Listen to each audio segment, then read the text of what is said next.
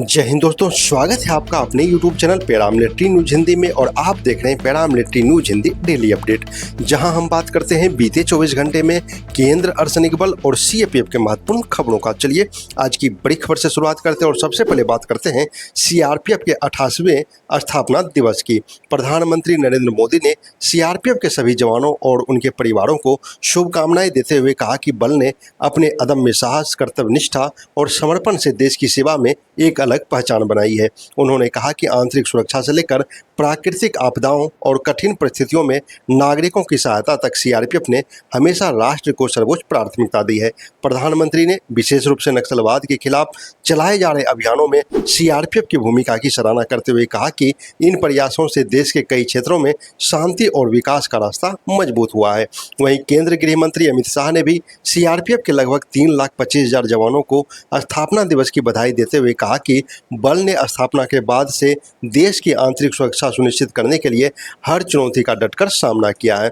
उन्होंने शहीद जवानों को श्रद्धांजलि अर्पित करते हुए कहा कि CRPF ने हमेशा देश की उम्मीदों पर खरा उतरने का काम किया है।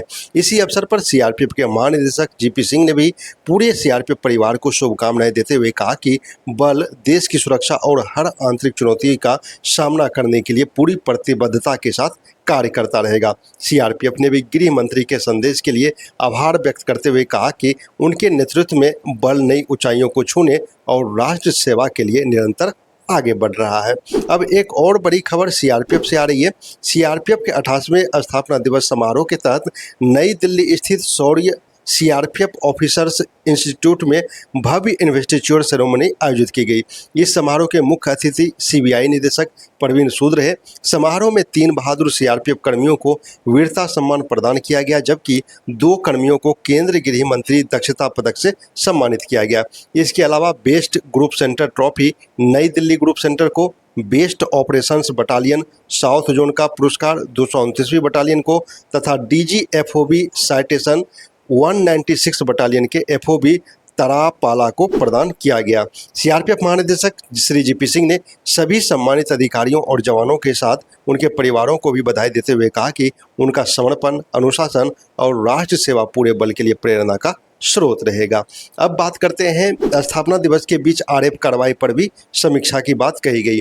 स्थापना दिवस के मौके पर जहां केंद्रीय गृह मंत्री अमित शाह ने CRPF की उपलब्धियों की सराहना की, वहीं हाल ही में दिल्ली के जंतर मंतर पर हुए नीट विरोध प्रदर्शन के दौरान RF की कार्रवाई भी चर्चा का विषय बना रहा।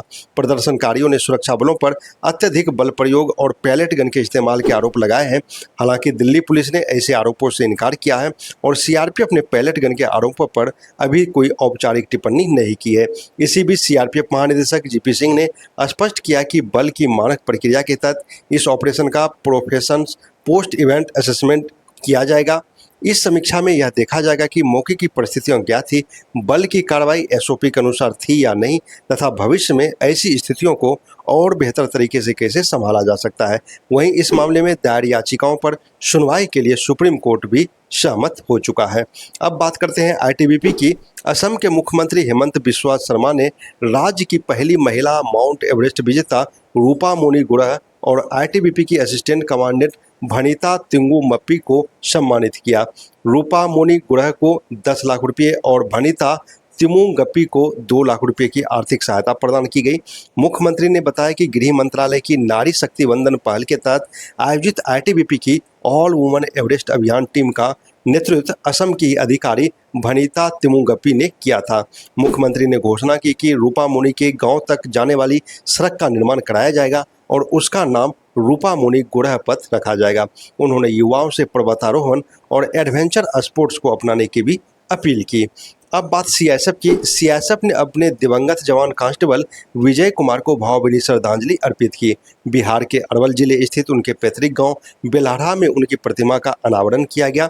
इस अवसर पर CSF ASG गया एयरपोर्ट के अधिकारी और जवान मौजूद रहे।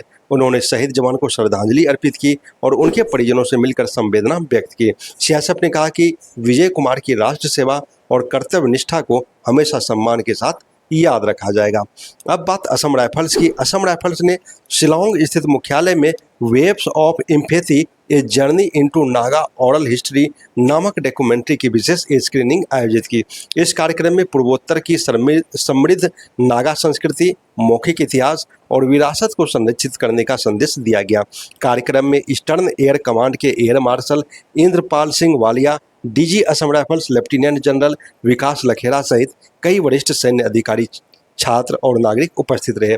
असम राइफल्स ने कहा कि सांस्कृतिक विरासत के संरक्षण, सामाजिक संवाद और राष्ट्रीय एकता को बढ़ावा देने के लिए ऐसे कार्यक्रम आगे भी आयोजित करता रहेगा।